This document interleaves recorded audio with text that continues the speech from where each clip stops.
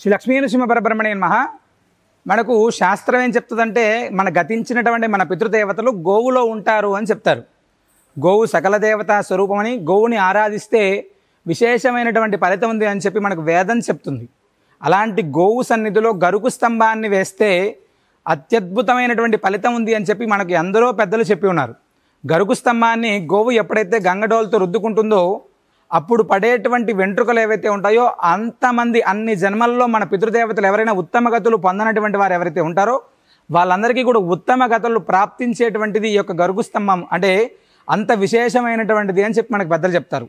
పరమ పవిత్రమైనటువంటి భద్రాచల దివ్యక్షేత్రంలో కల్పవృక్ష నారసింహస్వామి వారి యొక్క దివ్య సన్నిధిలో మీరు కూడా ప్రత్యక్షంగా ఎవరైనా వచ్చి గోపూజ చేసుకోవచ్చు, గోసేవ చేసుకోవచ్చు. అదేవిధంగా గరుకు స్తంభానికి సంబంధించిందిగా మేము కూడా తక్కువ ఖర్చుతో చేసుకోవాలనుకునేటువంటి వారు మహాలయ పక్షాలు 15 రోజులు కూడా ఈ యొక్క గరుకు స్తంభాన్ని ప్రత్యక్షంగా మనం వచ్చి పూజ చేసుకోవచ్చు. లేదా పరోక్షంగా కూడా క్రింది నంబర్లను సంప్రదిస్తే ప్రత్యక్షంగా లేదా పరోక్షంగా ఈ కార్యక్రమంలో పాల్గొనడానికి అవకాశం ఉంటుంది. పితృదేవత ప్రీతిగా చేసేటువంటి ఈ కార్యక్రమంలో పాల్గొనండి. పితృదేవతల అనుగ్రహాన్ని పొందండి. సర్వే జనా సుఖినో భవంతు.